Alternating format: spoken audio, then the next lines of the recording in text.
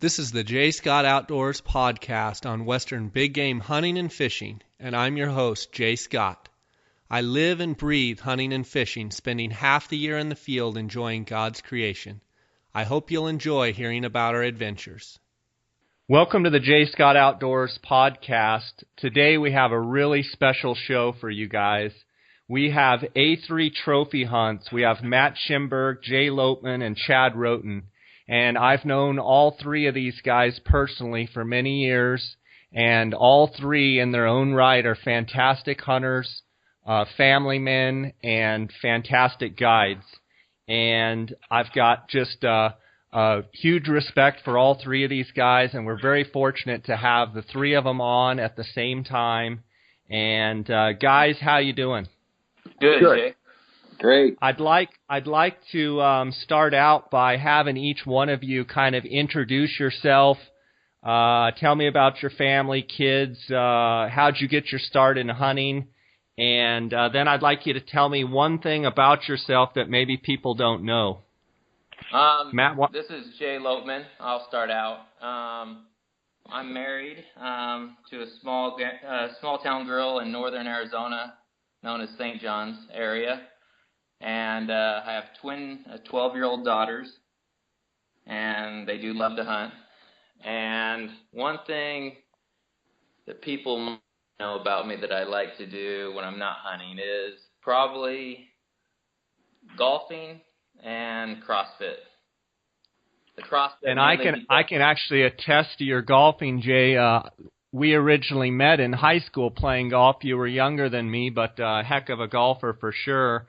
And Jay, how did you get your start hunting? I got my start hunting with my dad. I grew up in the White Mountains.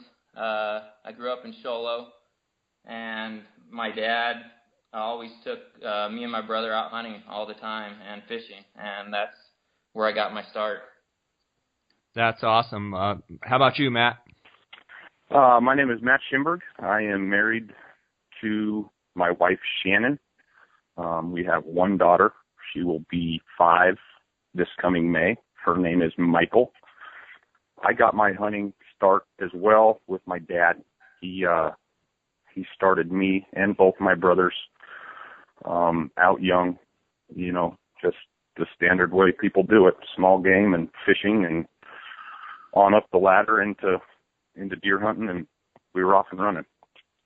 Awesome.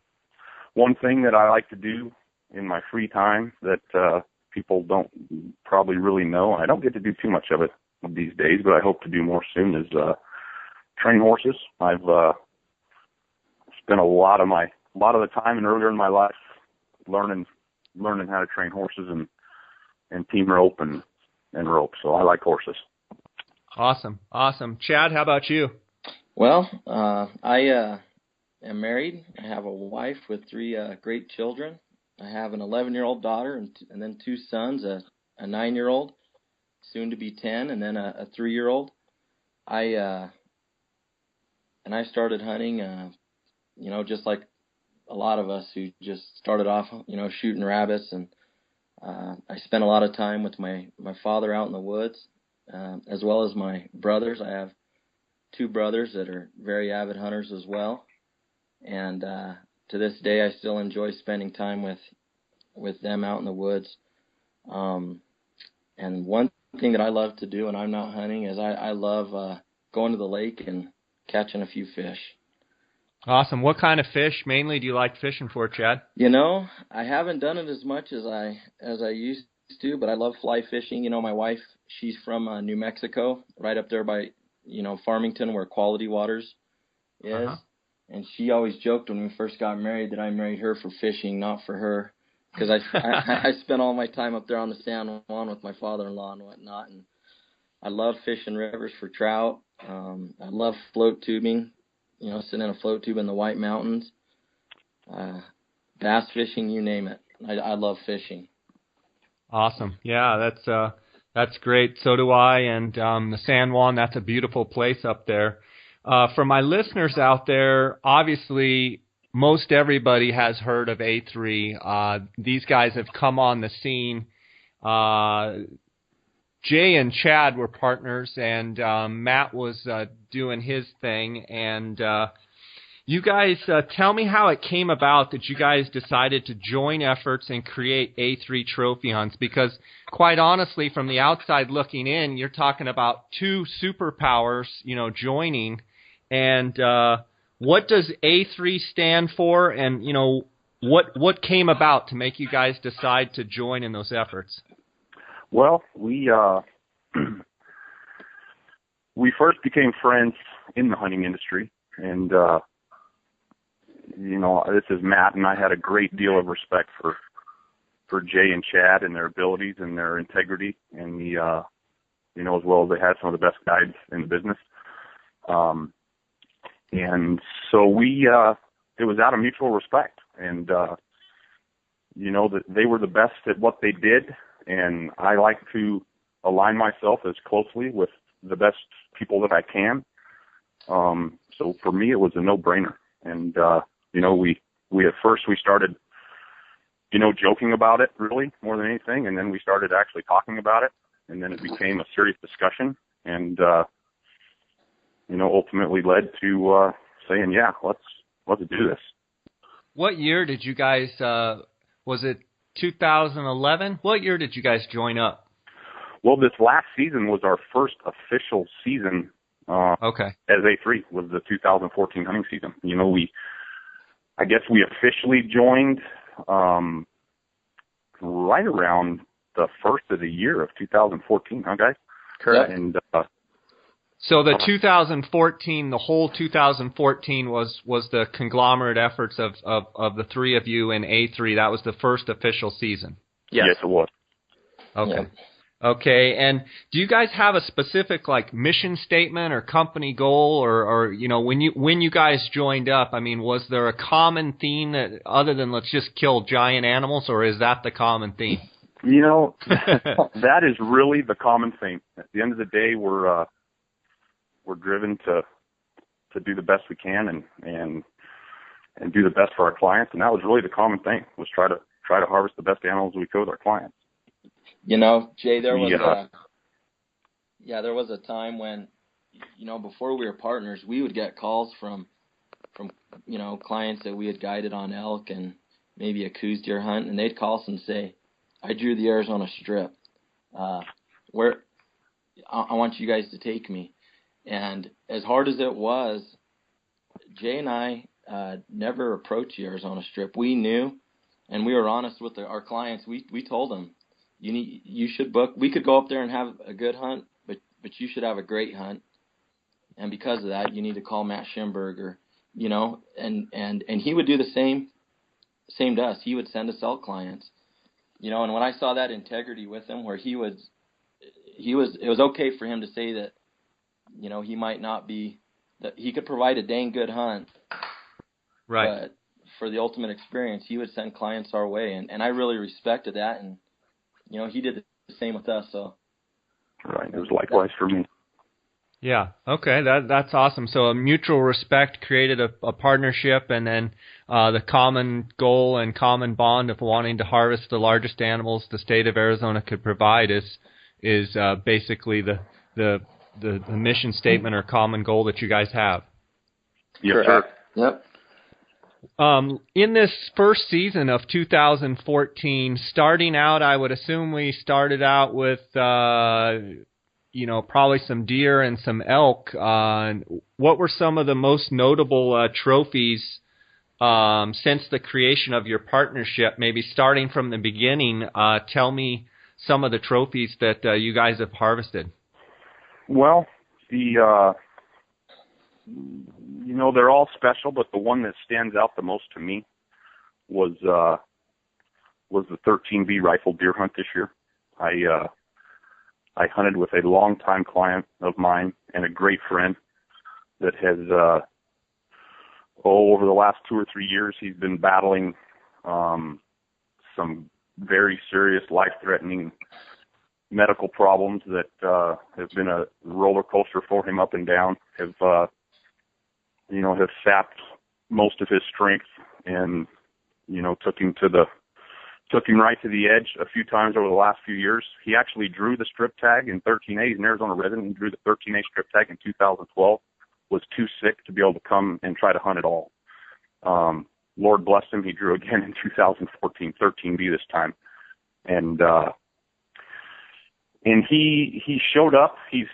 I've hunted with him a lot in the past. He's killed several other big deer in the past. So he's one of those guys that doesn't like to go backwards. He always likes to go forward. So we made a plan to try to harvest the biggest deer that we could. We knew it wasn't going to be easy. We actually decided not to hunt some other really, really good deer that would have been a lot easier to harvest. And we went after, one of the best ones that we knew about. He dug, he didn't have a lot of strength. He didn't have nearly as much strength as he did when he was healthy. And between myself and some of the guides that I had helping me, we carried everything that he needed to have with him. We carried a chair for him. The buck we were hunting was very difficult to locate at all. We ended up tracking the buck, literally track to track all day long, most of the day anyway. We carried all the equipment. We carried a chair for him. We would sit down in the shade and let him rest whenever he needed, catch his air, and then he was good to go. And we ultimately tracked the buck until we had a really good idea of where he probably was bedded. Not for sure. We quit the track and circled around, and lo and behold, we got eyes on him in the draw that we thought he was in, and was able to work John in there to about 240 yards and set up and waited the buck out for about an hour. Buck stood up, and a one-shot harvest, which is the only way he ever harvested anything, is with one shot, and this was no different. And we killed an absolutely gigantic mule deer buck that ended up actually being the biggest buck that we've ever killed on the general hunt in Arizona. So that would, hands down be the highlight of 2014 for me. That's a fantastic story, Matt. How big was that deer, and what did he look like? What was his configuration? The deer was a 6x9 that wound up officially SCI scoring 255 and change. He had an enormous amount of palmated mass on his left antler, just as big as both your hands put together. Just more mass than any deer should be allowed to have. And he was a very old deer. The deer had on his incisors on his bottom jaw, he had one tooth left in his mouth, and it was hanging by a tassel of skin, and the tooth was actually, root and all, was turned sideways in his mouth. And that was the only tooth that this deer had of his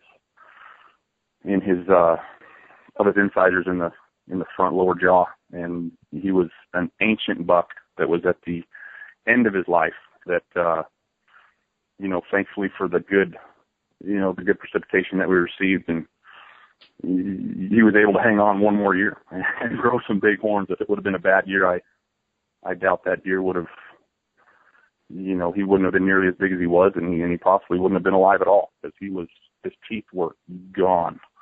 And, so it was a perfect deer to harvest, just an ancient old warrior of a buck that wound up being really, really big. We killed him in a really, really cool manner. A hunt I'll never forget, for sure. That's awesome. Is that a buck like you'd been watching for many, many years and he just blew up, or had he been just a giant for several years? No, it was a buck that we had not known about in the last couple of years. We knew about him earlier in his life. We had lost track of him. He lived in very difficult country. The trail cameras are fairly ineffective. You can't just climb up on the big peak and glass him up and go, well, there he is. It's just basically flat, rolling, thick trees. So no, it was, like a lot of these biggest bucks that we've killed over the years that we don't have trail camera pictures of, that we find the old fashioned way, a few of them still, and this one was no different. That's awesome. Jay and Chad, any trophies that jump out at you in the 2014 season to highlight your season? I would say, this is Jay. I had a past client that came out. He had hunted Coues deer with us before, him and his dad, and he'd killed a tremendous buck the first time he came out. They came out on October Coues deer hunts, and he killed a 110 incher the first time he came, and in between there, he's a young 30-year-old, and he had some heart issues and ended up having open heart surgery. And, he made it through. He wasn't sure if he was going to be able to do this again. And he said, he started feeling better. They got him where he could walk on a treadmill. And he had medication that would allow him for his heart rate to get so high, and then it would just stop him. I mean, we'd get out of the truck and walk a little ways, and as soon as his heart hit a certain level, it was like a governor on his heart. And so we'd found a buck scouting that I told him, hey, I think we can, get into this area, just take our time. And we got in there, and as most people know, this October hunt, the deer movement was very minimal. The super warm feed was tremendous, so they just didn't need to move much. And we got in there, and he, 3 days in a row, he walked in there with us, and finally the buck stood up. The buck had only moved in 3 days. He probably only moved 40 to 50 yards in 3 days. And he made a tremendous 600-yard shot and killed a 113.5-inch deer, and with his dad, right there. And so that was a pretty neat deal. That's awesome. Has his health improved since then? He's slowly coming along. It's just something that he's got to be careful with. I mean, sure. Especially at that age. But he says things are looking better and better. Good. Yeah, that sounds like an awesome deer for sure. And I know how tough those early hunts are. It's one thing to have a buck scouted out, but sometimes, like you said, if the feed conditions are so well, and they literally, you could throw a blanket around the areas that a lot of times those bucks live in, and I'm sure it was hot on that hunt, and there's very little movement. So, they're right there on that hill, and, you just got to find them. Yep. We had seen that buck the evening before, and, we just got a split second before he bedded back down, and so we knew he was still there. And when we found him the next day, literally, he might have been 10, 15 yards from that spot. And wow. We didn't find him until, I would say, it was almost 11 or 12 o'clock the next day. Wow. It just hadn't moved at all. And when you found him the next day, was it during his midday, his shade change? Yes. So yep. So you just stayed glassing, and you knew you just kept looking in the pocket, and he finally stood up. Yeah, just burned the eyeballs. That's, yeah. I think a lot of people miss out that time. As soon as that yep. sun gets on them, they got to move a little bit, and you just have that split second. You got to find them. Yeah. Sounds like an awesome hunt. What about you, Chad? Did you have any hunts that really jumped out at you in 2014? Yeah, I did. I had a couple, actually. The first one was my daughter, my oldest child. She just turned 10, and so she applied in her first year ever applying. She drew a Unit 27 youth deer tag. And she put her little heart into preparing for that hunt, and I was able to slip away and go over there, and she was able to watch her just hike her little fanny off. She hiked.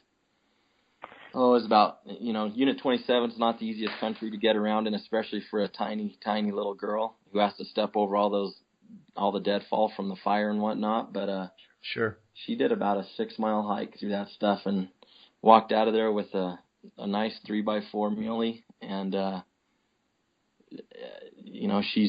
we got another hunter, and she's a female, and she's addicted to hunting now. So that's awesome. That's awesome. I mean, that was the pinnacle. And then I was able to share a hunt, a late Coues deer hunt with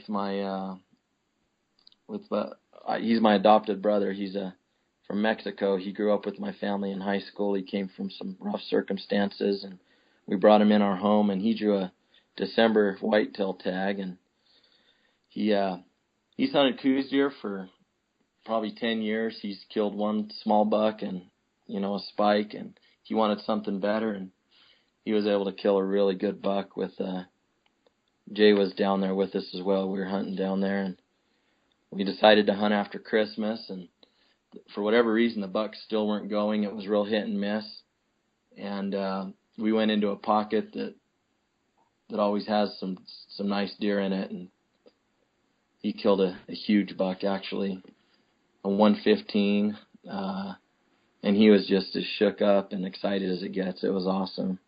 So, who was more shook up, you or him? Believe it or not, Jay, believe it or not, I actually had to tell him to relax so he could hit the thing. Yeah. So it was fun. It was an awesome hunt. So that's cool. Sounds like there's nothing like hunting with family and good friends, and it sounds like all of you guys' stories. When I asked you about the most notable, I mean,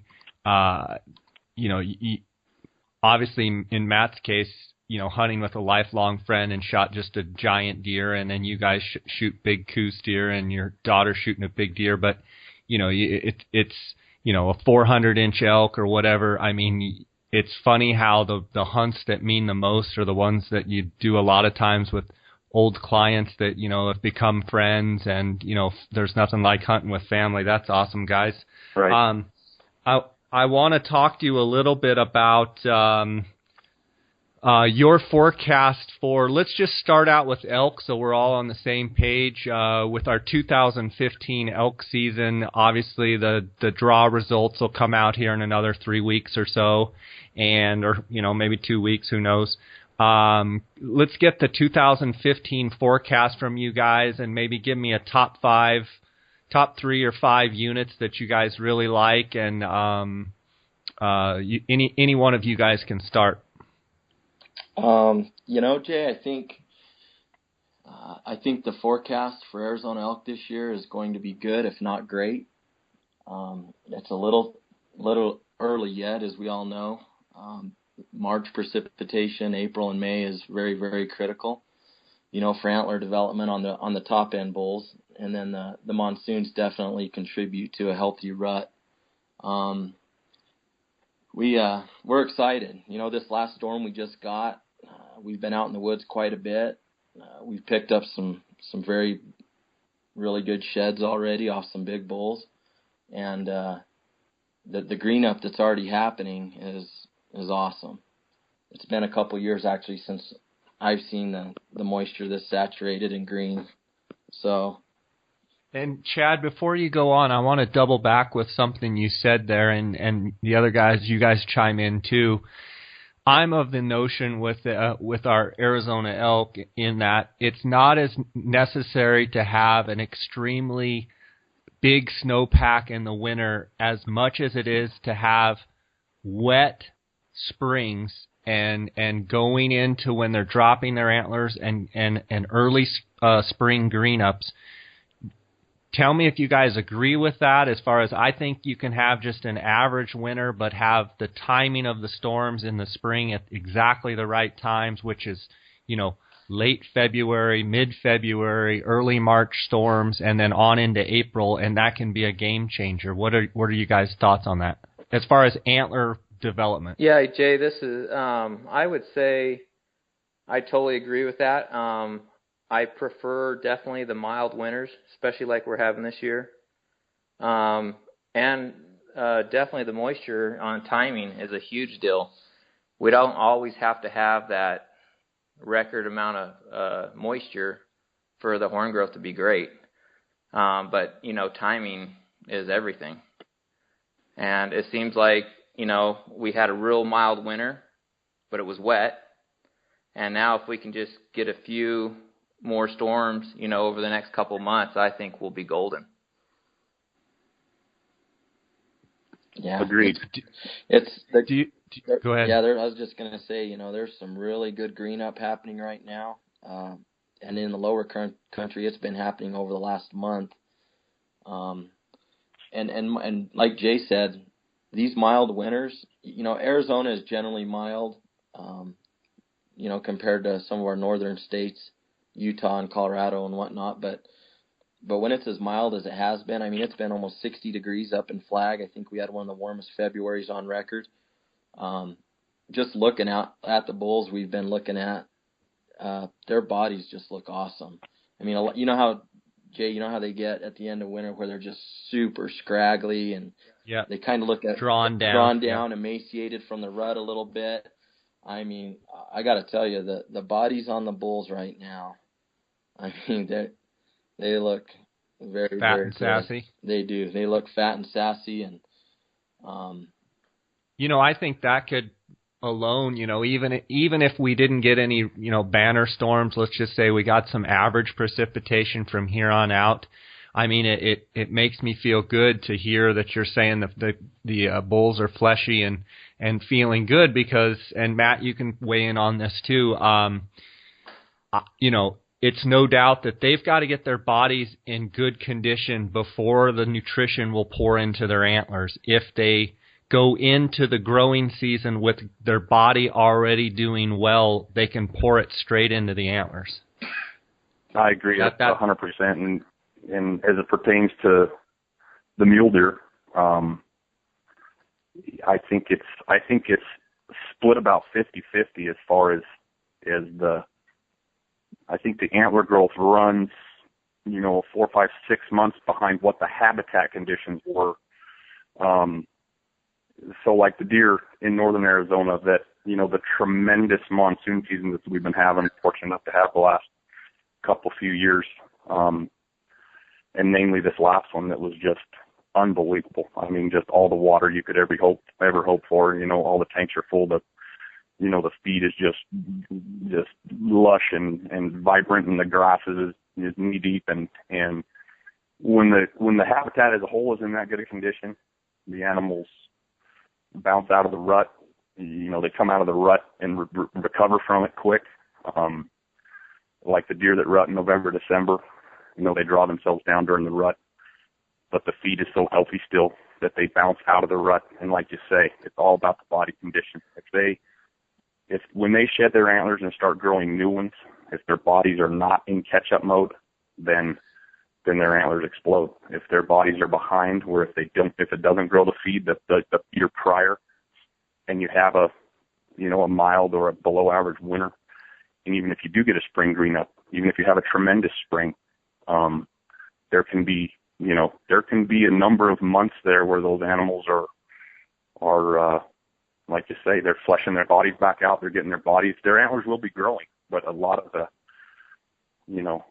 their intake is going to stoutening their bodies back up. And when they don't have to do that, when they can shed their antlers and start regrowing with a healthy body already, those are the years when things just, granted you get, the timely storms that you need going forward, but I think it's kind of 50-50, especially with the deer.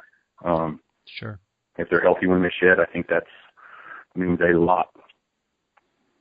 So would the consensus be on the elk, a positive outlook on the elk if we continue to get storms, good? And then I hear you saying, Matt, that with our monsoons that may have been too late to really affect deer antler growth or elk antler growth, it's still putting feet on the ground. They're going into the winter in good condition. It was a fairly mild winter.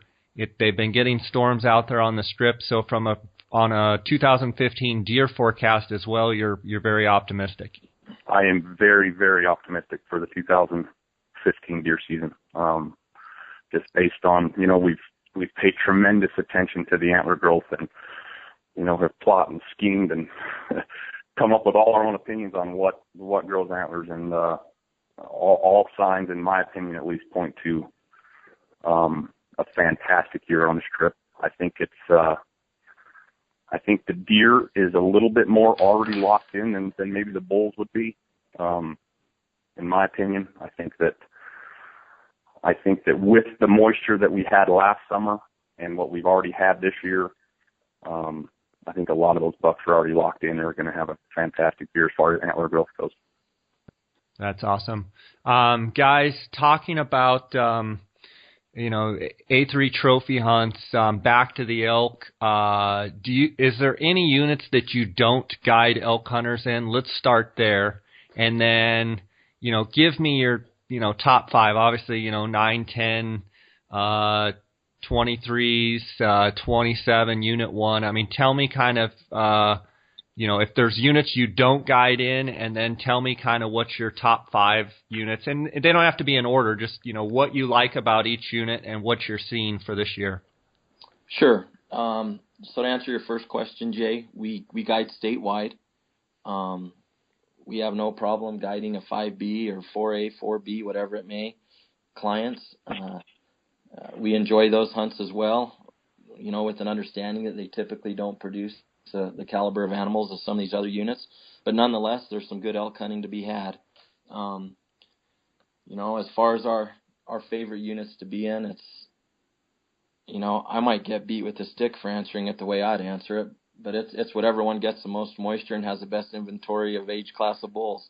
Right, yeah. We all know that there's big bulls in every unit in this state. There's some units that are very popular for big bulls, and then there's units that are not popular for big bulls. But on normal moisture years, I think you can look at Unit 9. What do we like about the Unit 9 hunt? We like that there's no archery cow hunts at the same time. For those who draw the archery tag, we know that this year they moved the muzzleloader hunt in front of the archery hunt, and I suspect some great bulls will be taken on that. With that being said, I think the archery hunt is going to be off the charts in Unit 9 this year, especially with the moisture the way they are. Unit 10 is a unit that is, in my opinion, it's kind of a feast or famine type unit. But it's very easy to get drawn to that unit when you see good moisture. The genetics in Unit 10, Jay, you know this, they're second to none. Yeah. To grow huge bulls, big beamed bulls, big top ends, big frames. You see a lot of that in Unit 10. 23, and that's north and south. You've got to put those on the list. Sure. Huge bulls there. I think, several years ago, if you remember, the Game and Fish went to this two late elk hunts in Unit 22, and then I think they did it for a year, if not 2 or 3, in Unit 23. And it started struggling. Since they've eliminated that second late bull hunt, and cut back on tags back down to 200, there's really been an increase in quality animals there. And then the White Mountains, Unit 1, 27, phenomenal units for elk. And the beauty of those units, there's a lot more natural water, if you will, in those units.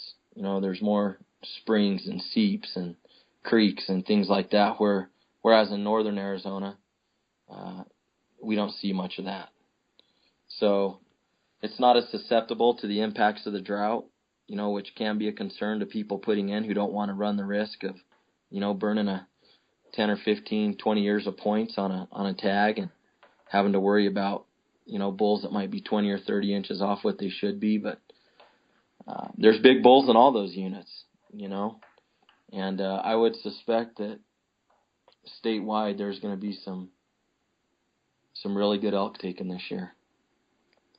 That's awesome. I want to talk to you guys a little bit about your trail cameras. I know that both with deer and with elk, you run a lot of trail cameras, and I know that Jay and Chad specifically on elk for years and years and years, even back when trail cameras kind of first came out. I know you guys have an incredible amount of inventory of watching bulls year after year, and I want to talk to you about maybe some specific bulls that either you killed or that you know got killed, and give me some age. And I know it's variable, and I know you can't pin exactly, but, are there some bulls that, 10, 12, 14 years old? I mean, what's some of the oldest bulls that you actually have photographs of, so you could say, I know that bull is,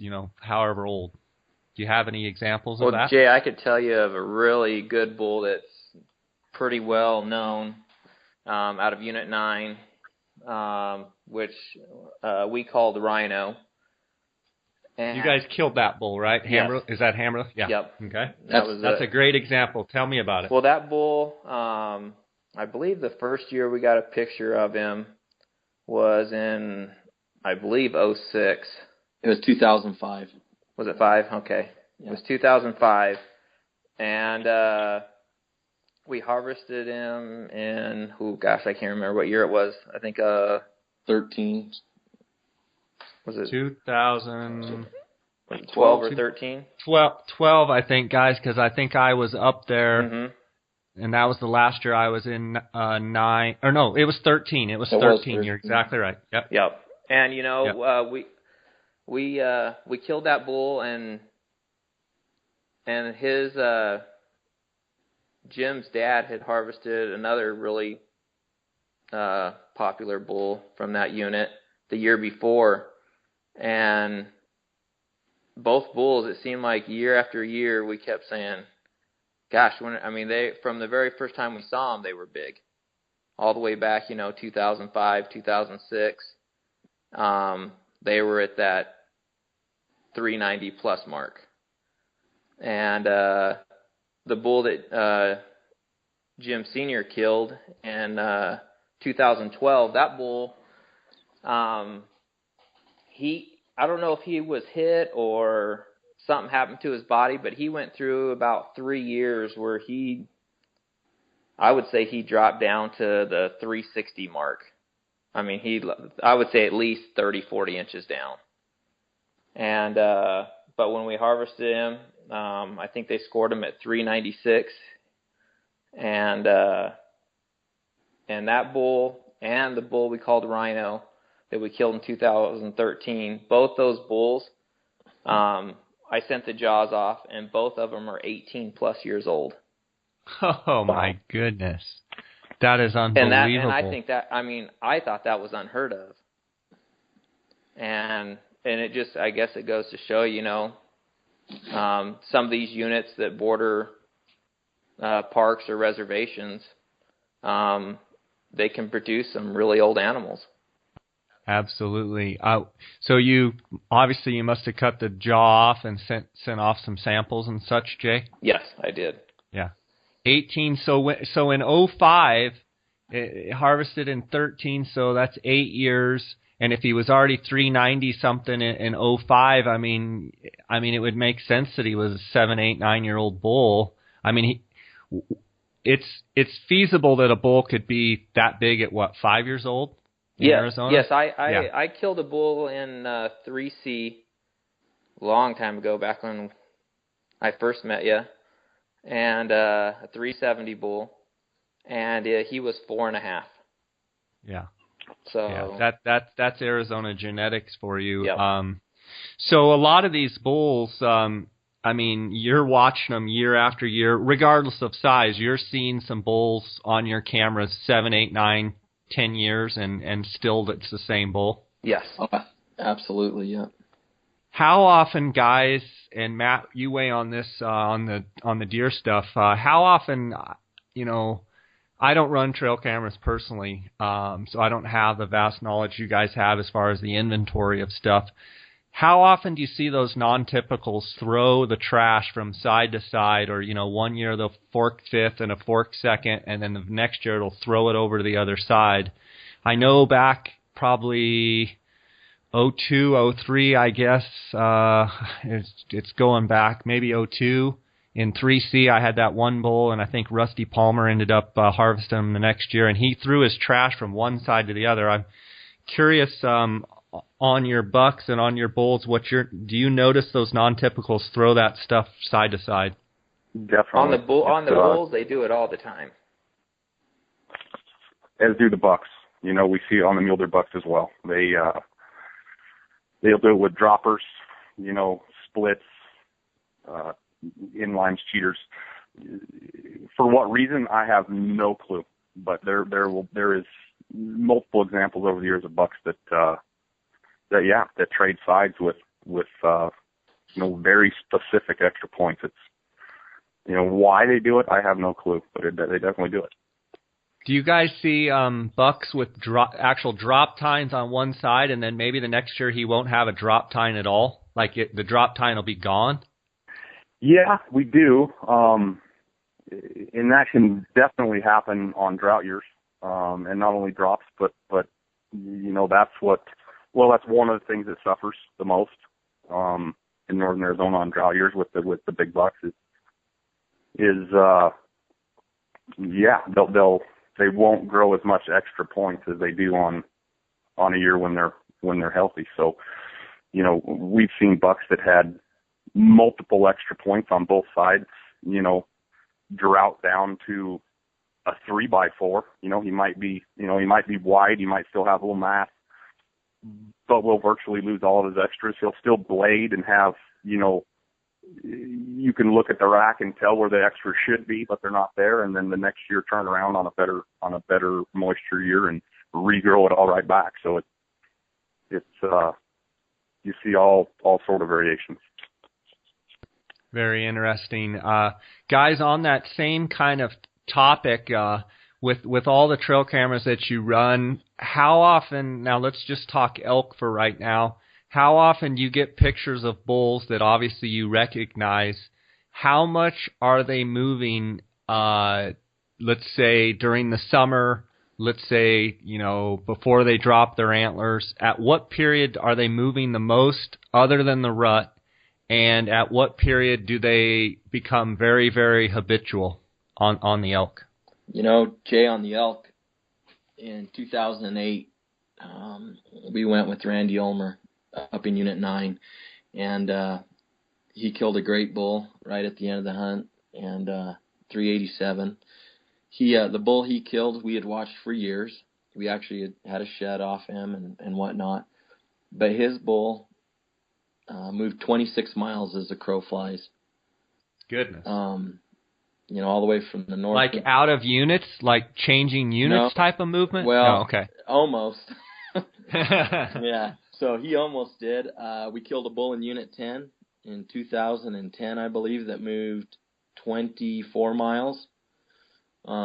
We've killed bulls that we've watched summering in Unit 10. We've killed them in Unit 9.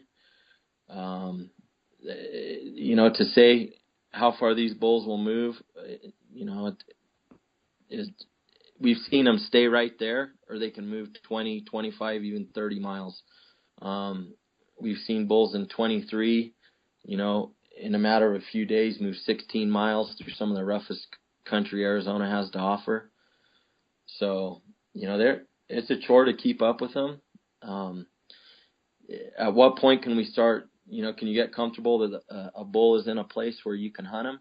I think, you know, when you start seeing bulls cow up, and if there's not too much pressure, I think you could expect them to, you know, to stay in the same area as long as the cows are cycling and he can stay active there.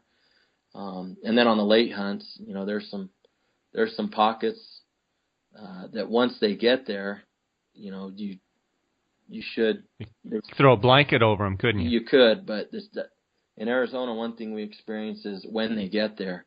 And I think the weather dictates a lot of that, you know. Even though we don't have the 3 foot of snow and they can't, you know, they don't want to stay in it and they need to migrate, a lot of it's just temperature related, I think, where they, you know, for whatever reason, or the rut gets drawn out into October, you know, you get that second cycle and they want to hang around for that a little bit longer and then, you know, hang out for a couple weeks before they finally decide to make that move to the, you know, to where they like to hang out in the winter. And I don't think it's a question of bulls going to the same spot year after year as much as it is a timing thing. And you just hope that they, you know, that they get in a huntable place before the season starts. Yeah, absolutely. And Matt, I'll get to the deer in a second, but staying with the elk, guys, from your patterns and all your watching, when is the big move day? I mean, I have my idea when the big move day is, prior to the elk rut. If you had to pin down a 7-day window, when is moving day for those elk to go from velvet stage to, they're rubbed and now they're moving? When is that 7-day window? We've seen bulls rub, so depending on the size of bulls typically, but and what part of the state they're in, some bulls will rub that first week in August, but I would say as a norm, you could expect anywhere from about the 12th to the 18th of August, the bulls will rub.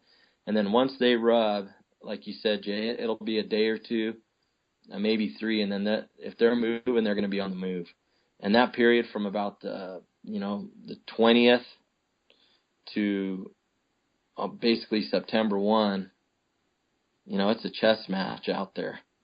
They could go any direction. There's bulls all over the place. I mean, that bull we killed in Unit 10 that moved over 20 miles, he walked through hundreds of cows. And why he chose to go where he wanted to go, I don't know. Sometimes I think these things are as bad as salmon, where they go back to where they were calved almost. I don't know. Yeah. No, I couldn't agree with you more. I find that, August 20th to, September 5th, in there, I mean, it's anyone's guess. They could be moving. I usually get up there about September 1st and start really glassing. And, it's, as you guys know, it's real common to just see bulls just on a walk and, they walk to the horizon. It's mind boggling, but I think that's good for our listeners to hear that, they can be patterning a bull all summer and think they've got him, and maybe the worst place to look for that bull is right where you've been watching them all summer. But are there cases where you have them all summer and boom, they're right there and they don't move at all during the rut, or is it more common that they move? That's a good question, and I don't know what the right answer would be, but we've taken a lot of bulls that have stayed right there, and we've also taken bulls that have moved a long ways. And, it seems like the units where there's more elk, they'll almost stay, at least their window is not as big. Their area that they're roaming in, it seems like it maybe not quite as big. Whereas you get some of these bigger, vast units, with high bull to cow ratios, and, those suckers will move immensely. And a lot of it is, Jay, there's certain pockets, and anyone who spends a lot of time out there knows this, a buck hole or a bull hole, we like to call them, where bulls just like to summer. And you're not going to go find a lot of cows there in the summer. Everything you see is going to be bulls. So, it's pretty much understood that most of those bulls are going to pull out of there. Yeah. Matt, what about on the deer as far as travel, and have you documented bucks that, tell me your thoughts? Yeah, in the non-migratory units, I think the bucks as a whole move less than bulls do. And I've also learned that each one is really an individual. Multiple bucks that we have followed and harvested through the years have lived, have grown their antlers and rubbed and rutted and shed in the same, canyon or on the same mesa or the same flat, using the same water source, 365 days a year, for multiple years on end. There is the oddball buck that does travel. There's been a few bucks over the years that, that got killed 8, 10, 12 miles from where they summered. It's by no means is it the norm, in my opinion. I think that the deer are a little more homebound than these bulls are. They kind of live where they live. But there is always the oddball that that does crop up every few years. It's like, you see a kill picture of it, or it's like, holy moly, we saw that buck, in August, way over here, 10 miles away. So it does happen, but it's not normal. I think it's, they do walk when they rut, obviously, and they do cover more country than when they're not rutting. But as a whole, they still stick to the same, not necessarily the same tight little core area, but they don't pick up and walk 25 miles across the unit like Jay and Chad are talking about. That would be very abnormal. In the non-migratory units, the Kaibab units and whatnot, those deer, on a typical year migrate off the mountain, and so where they summer to where they rut is more a migratory move than anything. But and just to clarify, Matt, 13A and B are what you would consider non-migratory, and 12A and 12B would be more migratory units, and like the Paunsaugunt in Utah, obviously migratory, correct? Right. As far as a true migration, in 13A and B, there's mini migrations, I guess, where they'll summer on top of the mountain and then walk to the bottom of the mountain when it gets colder, it snows, but they're not a true migration like you see on the Kaibab or coming out of the Paunsaugunt into Arizona. Sure. So yeah, I would call them non-migratory for the most part. Sure. I think that's all great information for the listener out there to take in from these guys that monitor these animals all the time. Guys, we could talk about this for days, and there's all sorts of little micro topics. I want to move on a little bit into the kind of gear that each of you use, starting with tripods, optics, big binoculars, around your neck binoculars, backpacks, video cameras. What are you digiscoping with? Trail cameras you like the best? Do you have side-by-sides, UTVs you like, tires, GPS, topo programs? If you could each take, a few minutes and kind of run through the gear you use, if you can be specific with me and tell me, pretty much around my neck all the time, I have this, and kind of go through your series of what you use. Either one of you can start first. Right. Okay. I can start. I use a slick carbon fiber tripod. It's proved to be I like the best of all that's available right now. Do you know which model, Matt? Is it a standing one that you can stand behind and glass through? Yes, okay, that's what I use too. I use Koa Big Eyes for all of our long range stuff. High elevation, long range glassing. Around my neck, I carry a pair of Zeiss 10x45s with a rangefinder in them. I've had them for 3 or 4 years now. In my opinion, they are albeit I haven't tried some of the latest ones that are on the market now, because I've been more than happy with these. But as far as the glass and the functionality of the rangefinder, it's second to none. Backpacks, I move around a lot with backpacks. I believe in trying them all. I have used pretty much every backpack on the market at some point in time. Eberly stock, Outdoorsman's. Currently, I'm using a QU backpack. I like it really well. It seems to. Which QU one do you have, Matt? Do you know how big? It is the 5200 Icon, I believe. Okay. And you said also the Outdoorsman's pack you've used and the Eberly stock? I have. Okay. Yes. Okay. Let's see here. Trail cameras. We've used about every trail camera that there is. In recent years, we've used a lot of coverts. More recently, we have been very impressed with the stealth cams and how they're working in the battery life and the quality of the pictures. I think we'll be using a lot more of them in the near future. I carry a fairly basic Sony HD Handycam. It takes phenomenal video for my application, as well as a times up system that we use on our big eyes to film through. I'm a firm believer in Honda ATVs. There is you could drive them off a cliff and pick them up at the bottom, get back on them, and ride them another 10,000 miles. And everyone I've ever owned has been that way. I've heard multiple stories where guys actually have done that. They roll them all the way to the bottom, and they go down there, and the gas isn't even spilled or nothing, and they turn them over, and they start them right back up. They're unbelievable. It's unbelievable. They're unbelievable. I've put over 30,000 miles on multiple different Honda quads over the years, and short of changing the oil and changing the spark plugs, they'll start and run at 30,000 miles just like they did at the first mile. They're incredible machines. I recently purchased a side-by-side or a UTV made by Can-Am. I don't have a lot of miles on it so far. So far, I love it. And it's a much more comfortable ride for not only me, but for our clients.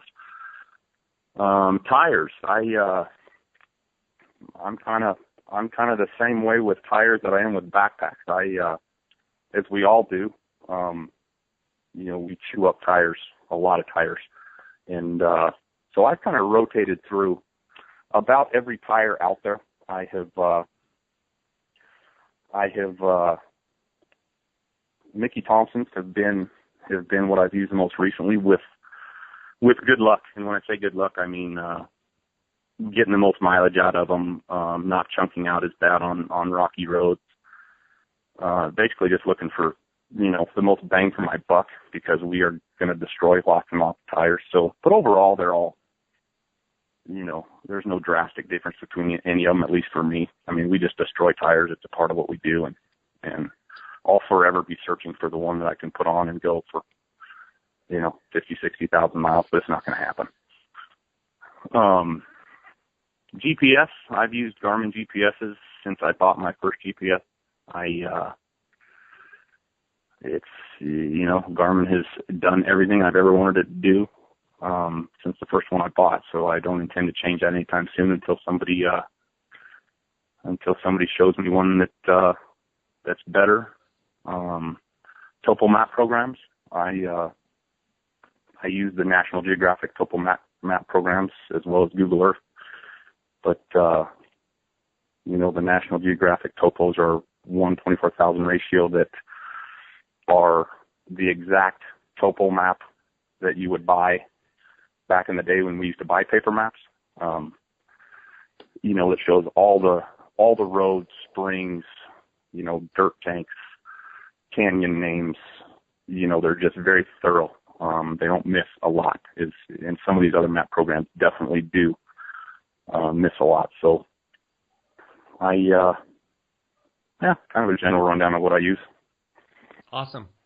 Yeah, that's great. What are you guys using, Jay and Chad? I'll let Chad tell you, because pretty much everything we use is almost exactly the same. Okay. Oh, gosh. I think between Jay and I and Matt, we own every pair of high-end binoculars made known to man. But lately, Jay, I own a pair of I have 15s, the new Swaro HD 15s, the Leicas we really like, the Leica range-finding binos, the HDB, with the button on the right-hand side. Those have been really nice. Jay and I both have those. We both have Swarovski spotting scopes. I think I ran into you in Unit 9 a few years ago, and you asked me which tripod I was using, and it was a Calumet. Yeah. You still running that? Yep, I like their carbon fiber tripod there. It's been really good. It's durable. If I remember right, it has thicker legs. They're actually a thin-walled leg, but the diameter's fairly stout, but it's a real lightweight. Yeah, it felt like a real nice tripod. Yeah, it is. It's been really good over the years. It's held up to What head are you using? So there's a couple different ones. I don't think you can get them anymore, but the 701 HDV by Manfrotto. Yep. That's the one Dar uses. Yeah, we really like those. I think, as well as the Outdoorsman's, it just depends on the application. If you're going to be filming and whatnot, these larger base, these heads that can handle the larger plates for a base are much better. Packs, Outdoorsman's. again, I think I have every pack, just about every type of pack out there. We all have big eyes as well as our guides. Almost all of our guides carry the big Coues, the HDs. And one thing with those, and I don't know if you've ever tried them, Jay, but if you've ever looked through those 21 eyepieces, they are amazing. The 21 wides. The 21 wide I like angles. those. I don't like the 50 eyepiece. I like the 32 and I like the 21s. Yep. Do you use the 21s more than the 32s, or do you use the 32s more? So I don't use the 50s. I'm with you. The 50s are okay, but I think the 32s and 21s are great. It seems like I use the 21s more on Coues deer hunts when we're really looking generally closer because we're hunting a very specific area. I really like the look the 21s give you. But, so yeah, those are the binos and optics, different optics we use. We both have Canon cameras, HF20s, I think they are. They're older, but they take nice video, nice HD video. I'm shooting the first Canon, I think it's the G10, and then there was the G20, and now they have a G30, I guess, that has a 20 power optical, but it's got a doubler, not a screw-in doubler, but an internal doubler that kicks it out to 40 optical, which I don't know if you guys have seen that, but I was talking to someone, and they really like that new G30, so I'm thinking of upgrading to that G30. See, we probably all will be here pretty soon now. No, I hadn't even heard of that, but just hearing about that, I mean, gosh, I guess there's an internal just button on the function menu on the screen that all you do is hit it, and it's 40 it goes from 20 optical to 40 optical. Wow. And I think one of the problems with my G10 is, it's only a 10 power optical zoom, and while it takes incredible video, there's a lot of times on deer hunts and sheep hunts and stuff where I'm definitely lacking in zoom. But yeah, I guess we'll all have to look into that G30. Sorry to interrupt you. No, I appreciate that because I hadn't even heard of that. So well, yeah, we'll probably be carrying a new in the field this year. We all have just 4-wheelers, Polaris and whatnot, and Rangers, a couple side-by-sides. And then, we all use the same stuff for topos and the files that we have. So, Are you finding any tires, Chad, that on your UTV that are holding up more than others, or are they all pretty much the same with your use? I haven't noticed a change personally. I know Jay. Jay, weren't you talking about some there that? Yeah, I wished I had the name of them. I don't have them here at the house, and but we had gone through quite a few different ones, and these last ones, I mean, were a couple of my ranch buddies and stuff that are on them every day. I switched them over to them, and they love them. I'll get you the name, Jay, and you can maybe put it out on one of your other podcasts. I ran into some Sedona Ripsaw, the Sedona Ripsaw tire, and Dar and I both are running those on our Rangers and been real happy with those. So I'm curious to see if there's something out there that's better, but that's kind of the best that I've found about a year and a half ago. I've been pretty happy with them. Are they belted? So, I don't think they are belted, but I'm not 100% sure. Sedona Ripsaw, you can get them pretty much at any UTV tire store. I think they're a 10-ply, but they just seem to be very durable. I had them down Gould's turkey hunting. I had them last year Coues deer season in Mexico, and this year Coues deer season, and still have yet to get a flat. Of course, I'll probably go out there tomorrow, and all 4 tires will be flat, but been pretty happy with them. Guys, the 4 of us can talk probably till the sun comes up tomorrow morning. I know you guys all have families, and I want to kind of close on when you're looking at bull elk, and I want you guys to kind of all answer this. As far as field judging, what are some tips that you can give that you're looking for in, say, a bull that's 350? What are you looking for? What's the most important things you're looking for when you're trying to field judge a bull? And say that we're talking bulls over 350. What's your ingredient there?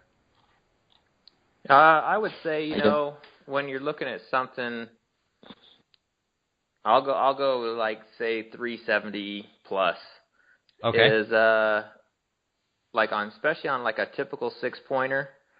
A real quick way to do it is just take that you have 50-inch beams, 40 inches wide, 100 inches in mass and spread, and every tine is 20 inches. You got a 400-inch bull. So now you just you're taking the 200 and then add each point and add the 5 points and double it. That's what you're saying. Yeah, Jay? and then just take each tine and do a subtraction. If you think he has 18-inch fronts, you just start subtracting. Okay, good tip. And Jay, do you want a bull, if you're looking for bulls that are scoring, do you feel like, is there one ingredient that's more important than the others as far as, point length, main beam, spread, mass? What do you look for as being the most important? I'll tell you the thing that hides a lot of the big bulls that when you put a tape on them, that really surprises you every time is probably beams and spread. Those are the things that, even though you see it in the spread, it adds a lot of inches to a bull. And, Arizona has a lot of bulls that have those sweeping out beams where, sometimes we get a lot of extra spread that way. And so what you're saying is taking your average of 40 inches, you could not really be paying attention and he's 47 wide and you get 7 extra inches there without even really blinking. Yep. And then you have your 50-inch beams, and then say you kill, I'll talk about Unit 10. 10's known for big beam bulls. And say you have 57-inch beams. Well, there's 14 inches already. You got your 14 inches plus your 7 inches. And, you got a lot bigger bull just on those two things. Gotcha. Chad, can you throw anything in there, what you look for in when you're trying to look for big bulls? What's your most important ingredient? I think there's a couple things, but the first thing that comes to mind is it's just like sheep, Jay, and this is history. What do the genetics in the area typically produce? It's very common, like Jay was saying, in units 9 and 10 to shoot big beam bulls, on the western side of the state. We measure, because it's a learning curve, all the bulls we kill. I love to put a tape on them. And very rare is it that we kill a bull with over 53-inch beams in the White Mountains, for whatever reason. And there are a few big beam bulls there, but a lot of even the giant bull Mike Gallo killed years ago, that bull had sub 50-inch beam on one side, and I think 51 on the other. And so first is genetics, what's typical. And then the other thing that can really be a game changer is mass. A lot of inches can be hidden with mass. And that's one that, you just gotta, it's one of those things you just recognize when you see it. And then the last thing is, it's always good to see a bull that you're looking at standing with other mature bulls. A lot of the larger bulls we've killed, Jay, we have history with them. We have their sheds, or else, something to that effect. And so makes it a little easier when you're trying to put a number to them. So absolutely, that's great stuff there, Chad. Matt, you have anything to add to that on the elk? What you're looking for in a big elk?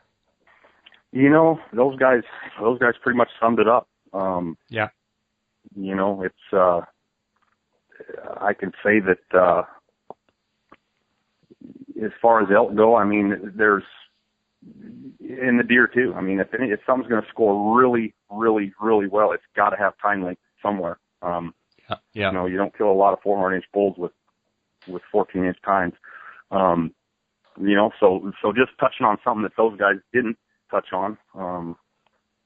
You know, yeah, big curling fronts and big thirds and big force. You know, obvious stuff that goes into it with the deer.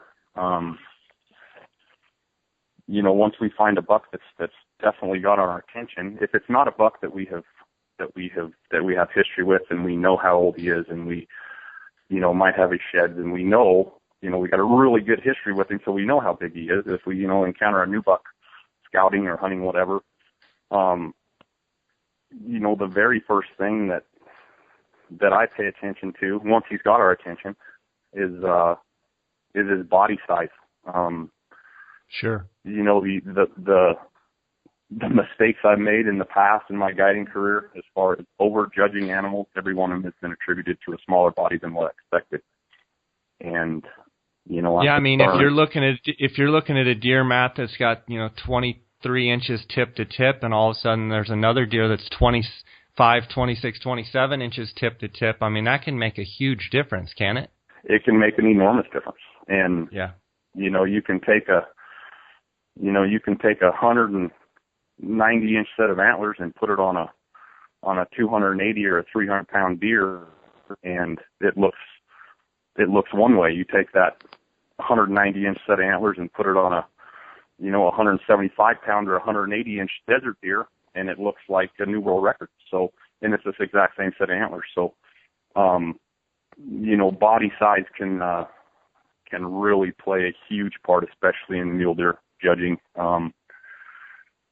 You know, so that's one of the first things that I try to, if it's an unknown buck and I don't know what it is, I want to know how big his body is, especially if we're hunting and we're thinking about killing this buck. I want to, you know, if he's with other deer, that makes it a lot easier. If he's with does or with other bucks, that makes it a lot easier. If he's alone, it gets tougher. You know, you can look for you know, a different body shape. They're just like humans, you know, a big, you've got Shaquille O'Neal and right, a big, you know, mature beefy buck will have a deep, thick chest and oftentimes a sway back, thick shoulders, a big head, you know, versus a younger deer that's immature that you know, just is sleeker all around, looks younger. And, you know, so body size is huge for me, mainly because the mistakes I've made in the past have been because of body size.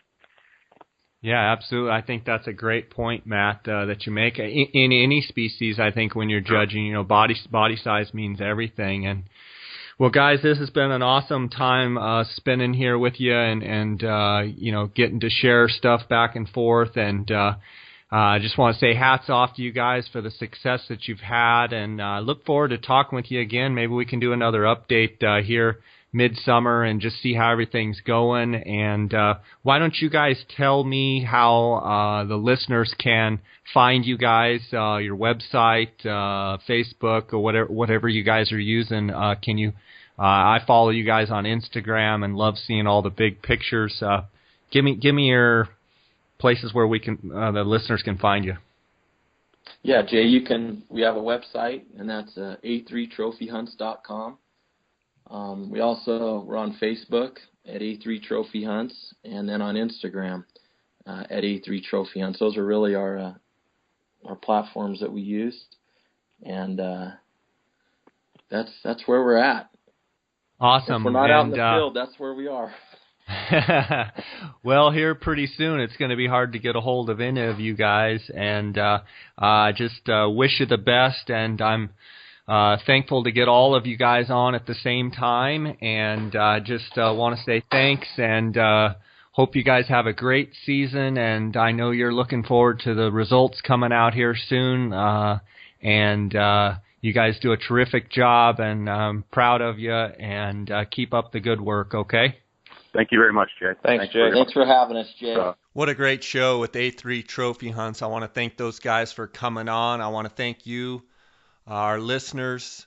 for tuning in and supporting us. And, thank you for the reviews on iTunes. If you haven't already gone on to iTunes and given us a 5-star review, 5-star rating, and you can put some comments there. It sure helps us out with iTunes. I just want to thank you guys for listening and spending your day, spending your time with us. And we look forward to the next episode. You can follow along at jscottoutdoors.com. People have been asking about our YouTube channel. We do have a YouTube channel. We have over 1 million views on YouTube. We have, I believe, 1,250 subscribers. If you haven't checked out our YouTube channel, you can go to J. Scott Outdoors on YouTube and subscribe there. We've got a lot of great hunting videos, how-to, a lot of different great stuff there.